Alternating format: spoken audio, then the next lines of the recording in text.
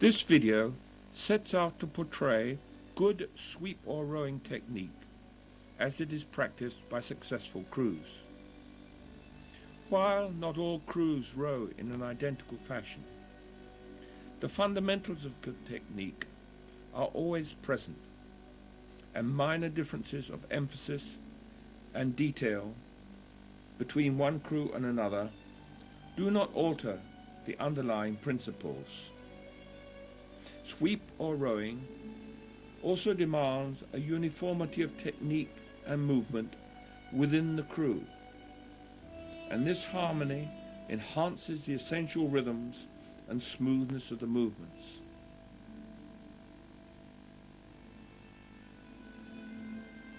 The rowing cycle is continuous, and before we look at the individual parts of the stroke and individuals working, let's first watch the whole movement in the crew and see how its smoothness and ease enhance the power, how the loose, relaxed movement onto the front stop permits the sharp onset of power into the water in what looks to be such an easy movement. This establishes the essential rhythms of rowing. Without the rhythm, relaxation in the forward movement becomes difficult. Timing is upset, and the power in the water suffers.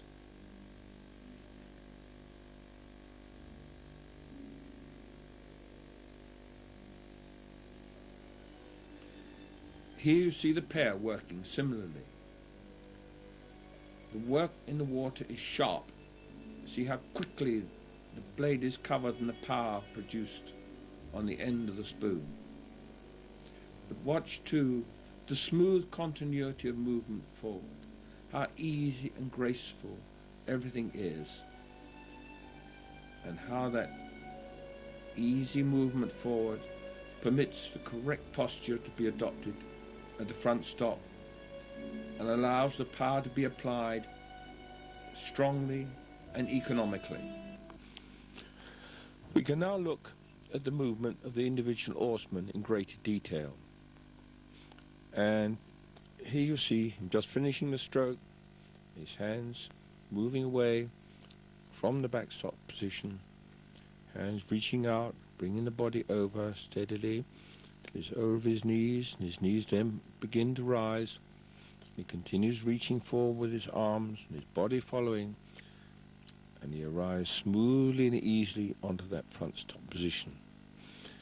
Look at that position. He's strong, well extended, head up, shins upright, shoulders forward, arms reaching round, his back firm on his thighs, his outside arm through his knees.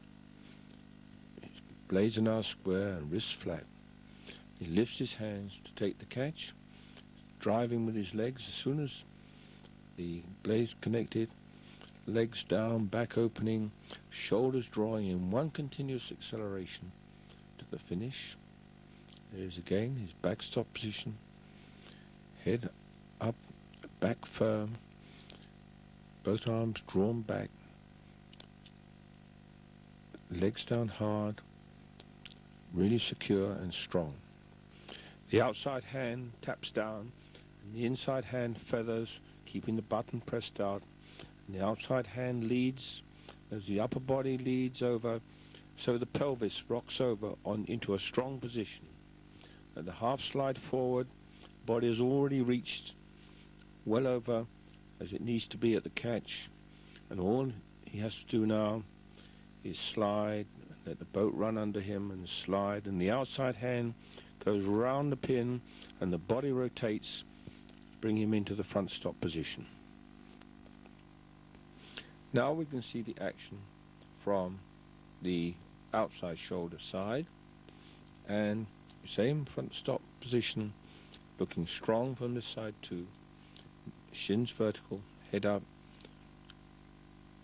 well reached over the thighs and through the outside knee, and hold position strong and secure, so that you can ready to take that catch, and you see his hands lift. The blade is covered quickly. The initial drive then comes from the legs, and the back is held firm against that drive. And you can see the drive connected through the back as the oarsman hangs his weight on the oar. The leg drive goes down in one piece. And as the leg drive moves towards completion, the arms and shoulders continue the acceleration of the blade. Sits back and draws in the outside arm and shoulder. The upper body is fixed as the arm draw finishes, and you see he sits tall, the outside elbow, wrist, all in a straight line, parallel with the water. Back firm, head up, in a strong position.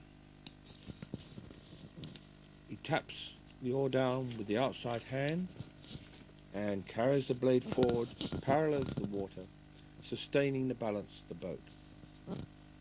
Pelvis rocks over as the hands lead out, and the rower will feel the weight on his feet and can move forward on the slide with confidence. It's important that the weight of the rower moves continuously and smoothly throughout the recovery to enhance the run of the boat and not cause any unnecessary disturbance. As he approaches the front stop, the outside arm moves inside the knee as the rower rotates around the pin to the front stop position, and he's there ready again to continue the strokes.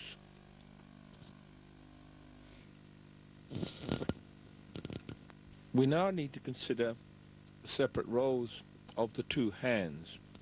Here we have the outside hand, whose main role is to support the weight of the oar, to determine the height of the handle, both in the power phase and recovery, and also to act as the main link between the power in the back and legs and the handle of the oar.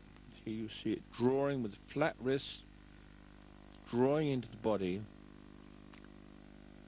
at the right height to keep the boat level, and at this point his job is to tap the blade down to clear the blade from the water, and then to hold it at a steady height parallel to the water at the correct height, so that when he reaches the front stop, the blade is in the right position to be squared, ready for the entry.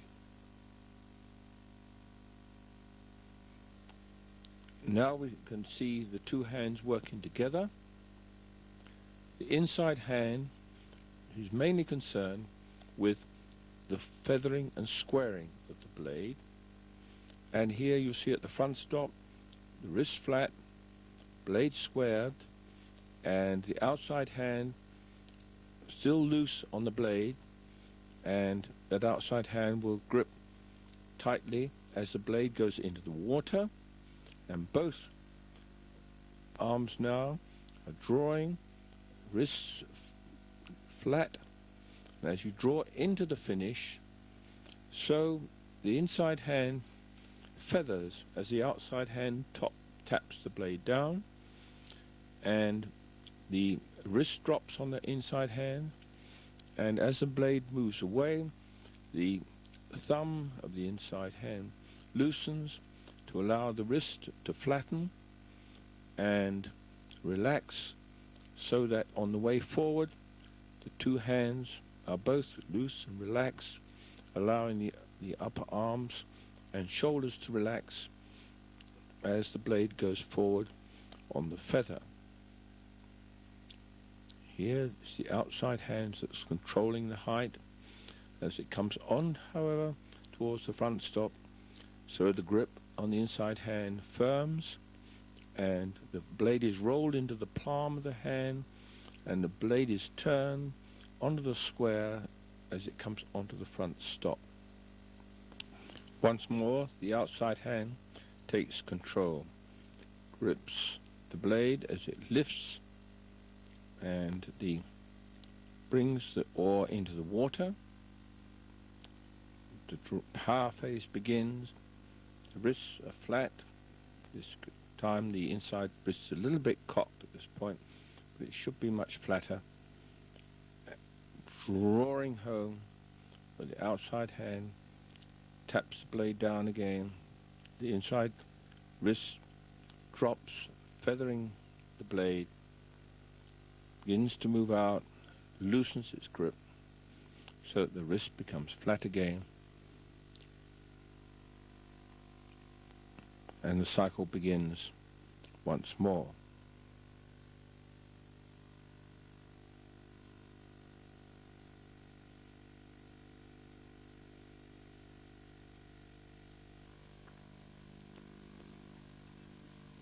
Now we can perhaps just look for a moment at what actually happens to the blade. This is Stroke's blade, squared, poised, ready for the catch. The height above the water determined primarily by the outside hand, and the outside hand lifts to push the blade into the water to the correct depth, power applied from the feet, and the opening of the back develops the puddle through to the finish where the outside hand drops to lift the blade out, and the inside hand turns so that the blade feathers, comes forward with the outside hand controlling the height of that blade above the water, and now the inside hand squares the blade ready for the next catch. Watch now how the blade picks up the water and accelerates the wall of water in front of it right the way through to the finish, building, building, building, accelerating, accelerating the boat right to the finish where the lovely hole behind the spoon allows the clean extraction of the blade.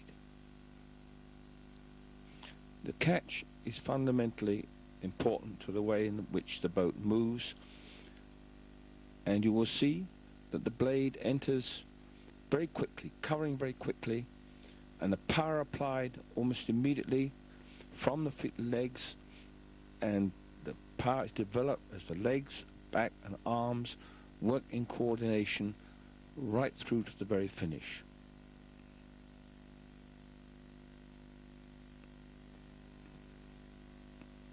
And a quiet, easy movement forward, setting the boat up ready for the next power phase. And it locks quickly, covering the blade, the power applied, and it's most important that power is not applied from the stretcher until the blade is covered, and then you can see the way in which the water is building up on the face of the spoon. See how the oar is bending at this point, and the wall of water is there right to the very finish. Nice square extraction, and so the boat moves on. Now we'll see how the pair is achieving the same thing. You'll see, just watch Matthew's blade here, how quickly it's locking into the water, how solidly the puddle's building right from the catch. Being achieved in the same way, hands lift to cover the blade, power applied from the feet, the back opens as the drive is completed by the outside shoulder drawing back and the arm drawing in, finishing the acceleration of the blade right to the finish. One solid acceleration, no check, catch to finish. The water building solidly on the spoon all the way.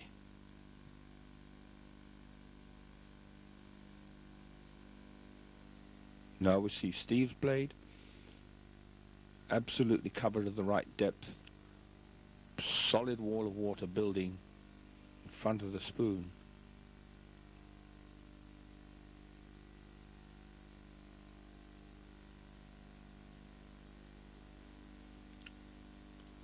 Blade covered where he reaches, roaring solid puddle right through to the very finish. So see how accurately he has got the depth of blade. They're covering, not too deep. See through the very, very clear water, just see the tip of the top of the spoon. But it's absolutely solid there in the water.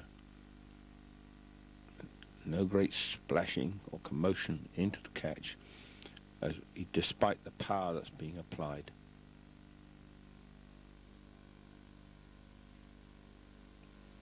It's most important that this catch is picked up very quickly, and that the power is not applied to the footboard until the blade is covered. If the power is applied too soon, then the boat will check.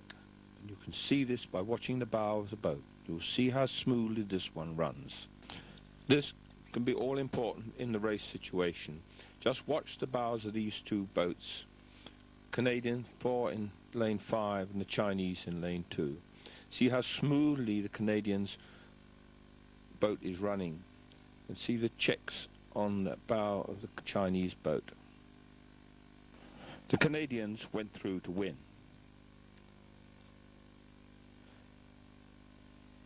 With the catch well locked, it is important that the available power is applied in the best way through the stroke. So let us look first at the optimum force time curve to see where we best want to place our power. This diagram shows the power applied through the stroke compared with the angle which the oar makes to a boat. This is an optimum curve, and there is a rapid but smooth build of power from the catch, reaching a single peak when the oar is at about 75 degrees to the boat. That is some 15 degrees before it is at the right angle point. There is then a fall off in power as the blade completes its finishing arc. You can compare this shape with the following diagram, where the work is applied very hard at the catch and then falls off very rapidly. And here the work is so much power is put on early in the stroke, where the arc of the blade is inefficient, that the boat speed is not built adequately, and there's not enough power left then to sustain the acceleration through the important mid part of the stroke, and it tails off down to the bottom at its finish, and the boat has received a very hefty jolt at the catch, from which it is very difficult to recover. And now we see the alternative, where the power is built too slowly and with every effort made to give the boat a very hard finish, but unfortunately the power is applied too slowly, and the boat speed can't be built up enough in that last desperate part of the stroke and in the finishing arc, so that again we have an inefficiency in the way in which the power is being applied. So how is the optimum power curve to be achieved? It is done by good coordination of the main muscle groups, and everything starts from a strong, well-balanced front stop position. Then the blade is covered as the seat arrives on the front stop, and the initial drive comes from the legs with the lower back held firm. The drive is then continued, and the back opens as the leg drive is pushed down, and the outside and the whole drive is connected through the back and the shoulders into the handle, through particularly through the outside arm. And as the legs finish their drive and the back is beginning to reach beyond the vertical so that the arms and shoulders continue the draw into the body, with the outside hand drawing the blade exactly to the right position, and the body weight is held back and the back firm and tall, while the outside arm and the outside elbow is back behind the body, and the whole forearm is parallel to the water, giving you a firm and strong backstop position.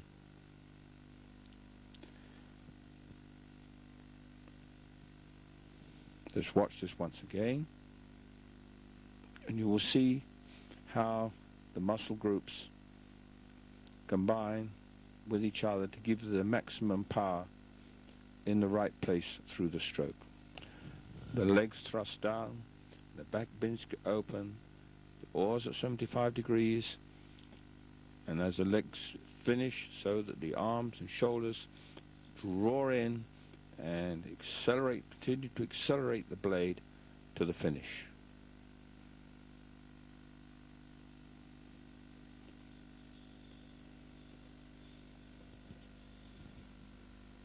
It's a beautiful, smooth, coordinated movement, and ensures that the pressure is applied to the oar handle in one continuous draw. And you will see, as that blade passes the optimum point, how well your legs and back are working together to bring maximum power at the right point.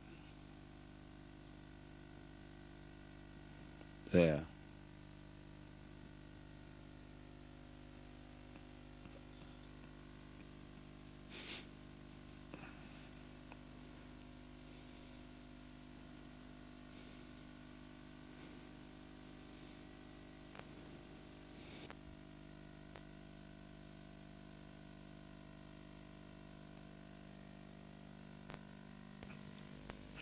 You see the same pattern of movement in women, both heavyweight and lightweight.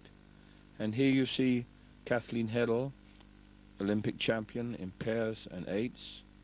And again, the same strong position at the front stop, drive initiated from the legs, good use of the back, and long draw in with the arms and shoulders. She has long arms, and she tends to leave the start of the draw a little bit late, but the same coordination of leg and back is giving her that maximum power in just the right place in the water. You'll see the oar bend just at that critical moment.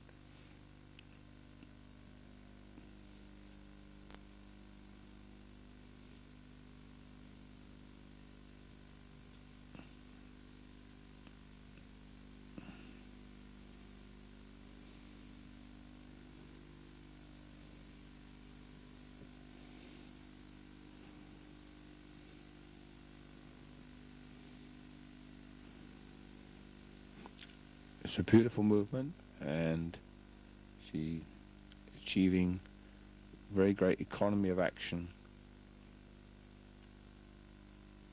as well as maximizing the effectiveness of her power output by bringing it to a maximum just at the right point through the stroke. You see the way the puddle is building round the spoon.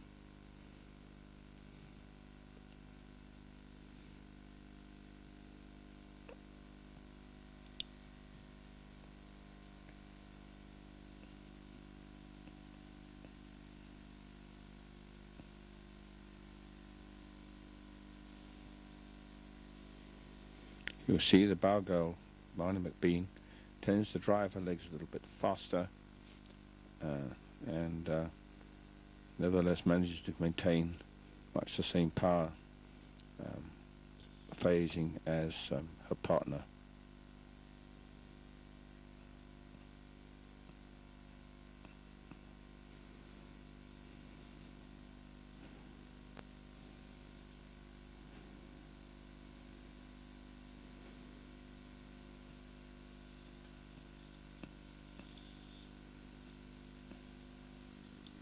Now you see the British lightweight 4, and in the centre is Amory Stapleton,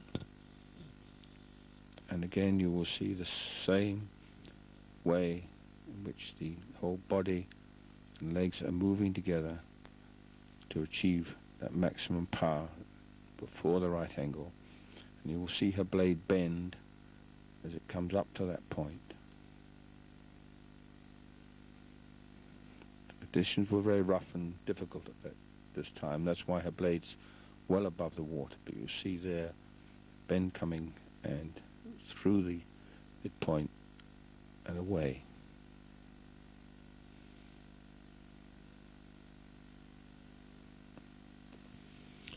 Efficient boat moving requires a long stroke, and it is essential that not only is the stroke long in the water, but also that the arc is appropriately distributed about the right angled point. This chart shows typical arcs for men. You will see that the part of the arc behind the right angle at the finish is generally of the order of 36 degrees, while the arc in front of the right angle is greater, around 45 degrees in the case of club oarsmen, and 54 degrees for international class oarsmen, the angle increasing with the size, strength and skill of the rower, so that a top-class international oarsman could be rowing a total arc of around 90 degrees. The arcs for women show a similar picture. The greater part of the arc is at the front end of the stroke, ranging from 45 degrees to 49 degrees in front of the pin, giving total arcs between 80 and 85 degrees. These suggested angles should not be sought by overreaching, particularly at the front stop. And remember that a good front stop position is essential to achieve a successful entry and successful power phase, and overreaching will only damage that. Adjustments to rig, for example changing the stretcher position or the span, can sometimes be used to give a greater uniformity of forward angle in a crew boat where individuals are of different sizes. This leads to a further aspect of the approach to the front stop and the position to be reached, which must now be examined in more detail. In order to achieve these angles, the rower has to follow the arc which the oar handle describes around the rowing pin. The outside hand flows round the pin towards the catch, the outside shoulder is extended, and the inside arm straight but relaxed, and the body rotates at the waist to follow the arc made by the oar handle.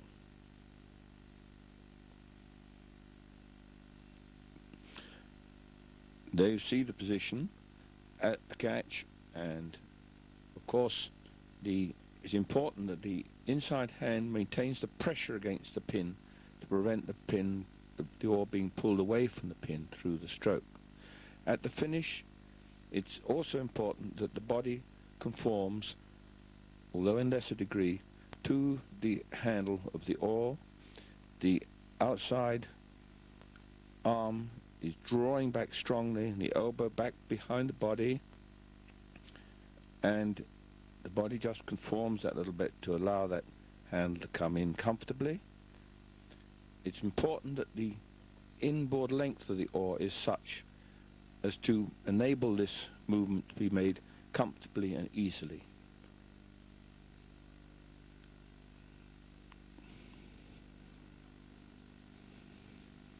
Now let's look at this from another angle.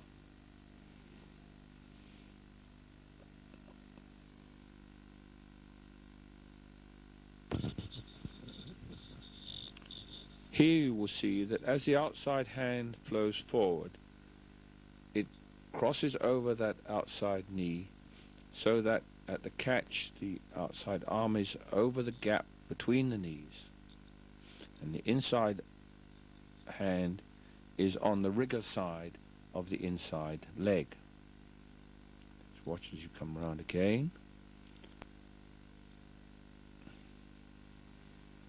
have to get that outside arm around over the knee. You'll see how this is achieved in the racing situation.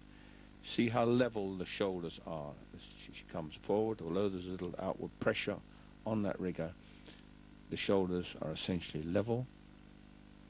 And the easy flow forward brings her round the pin to a good length.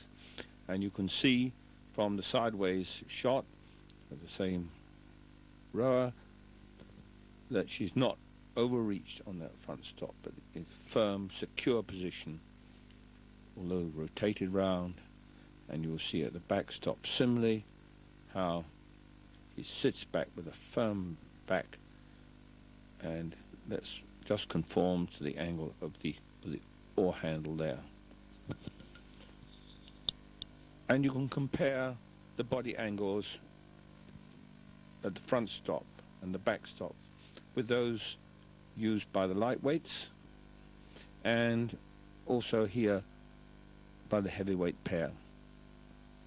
It is important that the recommended angles are not sought by overreaching at the catch, which will inevitably lead to a poor power phase, nor by sitting back too far at the finish, since this will lead to a disturbance in the smooth flow forward and also lead to burying the bow of the boat as the weight of the crew is pressed back into the bow.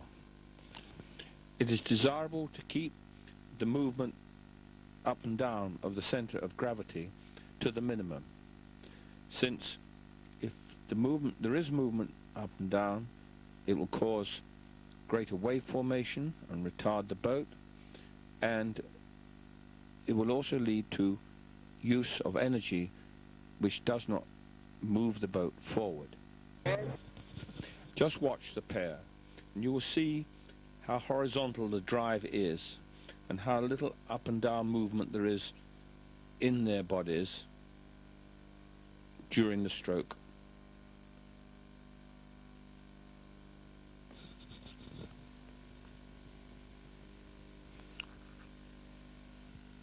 It is also important that the power is applied equally to both sides of the boat. Not only must the catches be timed exactly together, but the power applied through the stroke symmetrically, and so that the finishes are drawn out together and the water released in the same way on the two sides. Failure to do this means that the boat will wiggle as it goes through the stroke, and the boat will slow in consequence.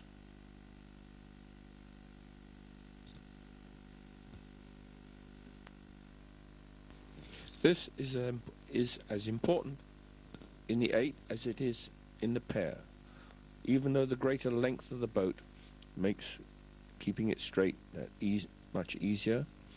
Nevertheless, the coxswain should be able to keep the boat straight with a very minimum of intervention when the boat is both paddling or under full power in a race.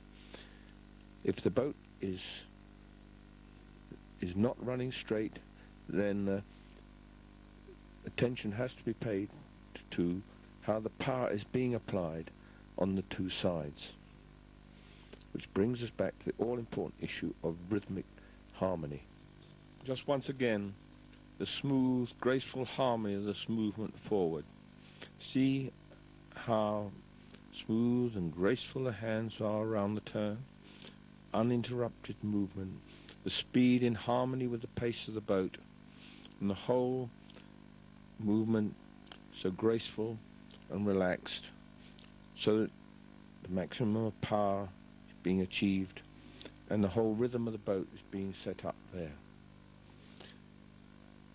7 stroke working together so that the timing becomes inbuilt, and by making it firm and solid here,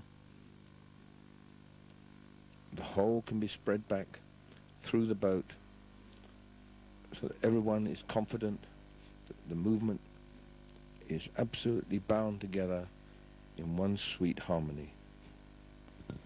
This quality of technique cannot be achieved unless care has been taken to rig the boat correctly, both for the crew as a whole and for each individual oarsman. An athlete cannot move properly unless his position in the boat is right in every detail. Many faults in technique stem from inappropriate rigging. For example, the rower cannot relax on the movement forward if the height of his feet is wrong, or the angle of his stretcher is too steep. Nor can he apply the power correctly in the water if the pitch of the blade is not accurately set. The riggers in this boat were set quite low, and this was appropriate for the skill of the crew and helped them in the economical application of their power. Only if the detail of the rig is appropriate for the individual athlete and the crew as a whole can you achieve the smoothness of movement and blend of power and relaxation which is essential for good boat moving. This rhythm has to stand up to the rigors of racing in the last dramatic moments of the final at the World Championships, and then you know you've got it well embedded into the crew. And the reward is on the medal rostrum. Similarly, only well-controlled technique and fine-paced judgment could have allowed Redgrave and Pinsent to mount such a tremendous surge in the last 500 meters to hold off the competition and remain champions.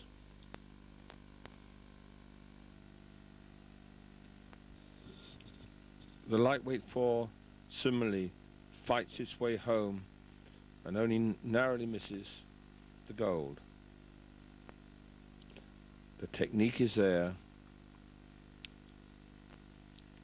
together with the fine racing spirit of this crew. We've been watching 4 different crews in this video: heavyweight men, lightweight men, heavyweight women, lightweight women, all using very similar technique. And the successes enjoyed by these crews underline the soundness of the principles of technique which they use. This video was produced by Ron Needs in cooperation with the coaches and athletes of the crews concerned.